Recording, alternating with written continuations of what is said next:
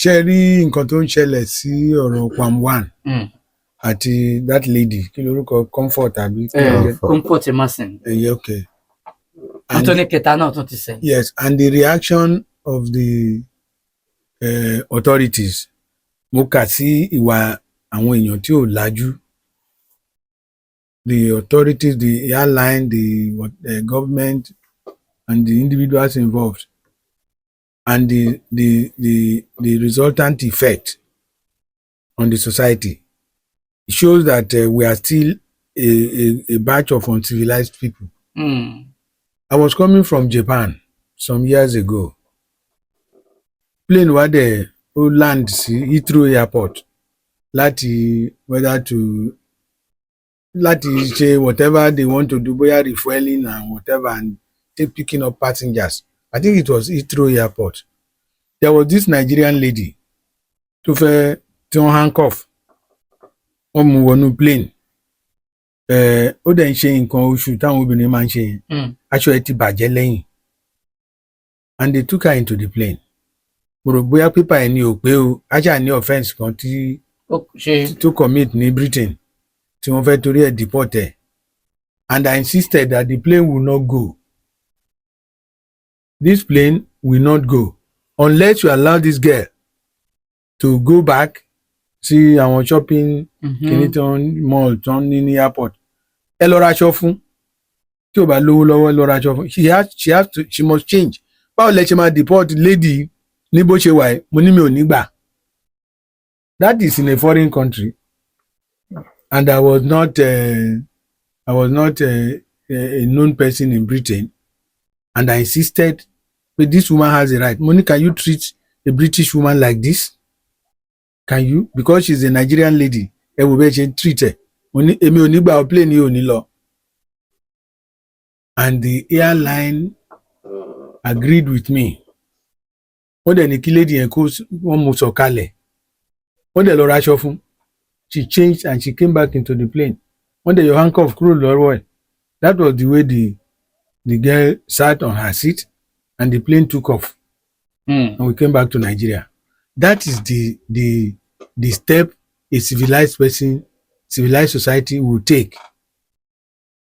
Now if Palm One tó bá lọ dúró síwájú plane tó ní kí tí ó fẹ́ ní kí plane pa òun ni àbí what will be his reason? Maybe he has tó bá jẹ́ a civilized country. The what is it called? The airline authorities will insist that such a fellow, normally a normal person ò ní ṣe yẹn now. Tó fẹ́ kí plane pa òun dànù ni.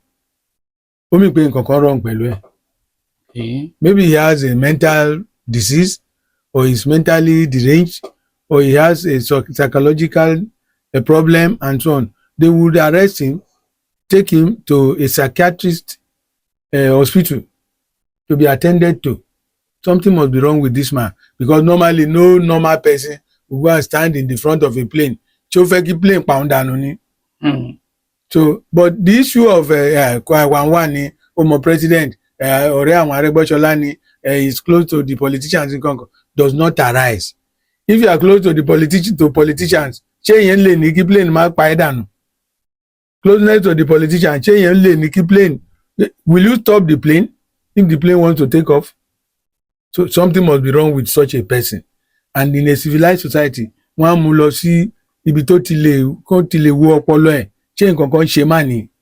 Ṣé ó sick ni? Ṣé nǹkan kan ṣe? That's a civilized society. And then they can discover pé is mentally deranged. Then they will help him. Then the case of the lady tí wọ́n ní wà nínú plane ẹ̀mí ò mọ offence ẹ̀ o pé wọ́n ní àwọn kan ní wọ́n tó ní kó switch off phone ẹ̀. Kó switch off. Yes, pé kò dẹ̀ sí ó ní òun ò ní switch off àbí pé òun máa fi sí flight mode. Wọ́n wá fagídí ẹlòmíì bá fagídí tẹ fóònù rẹ̀. Ẹni tó jókòó tì í. Ẹni tó jókòó tì í ló bá ṣe. So gbogbo òbínú sọ̀rọ̀ síra ẹni gbogbo ẹ̀ trigger wàhálà. Violence. Okay, in the plane. Ó wá gba head of the cabin crew. Ó gbá létí. Ṣé woman yẹn ló gbá yẹn létí? Ló gbá yẹn létí. Nípa ó wá fẹ́ lady Okay. ó wá fẹ́ gbé tó fi ń pa fire extinguisher Okay. ó wá fẹ́ máa fi jà. Okay. Now ẹ ti mọ̀ pé a normal person kò ní ṣerú nǹkan tí gẹ̀ yẹn ń ṣe. Normal persons won't do that. So there is a level tẹ́ máa place àwọn èèyàn sí.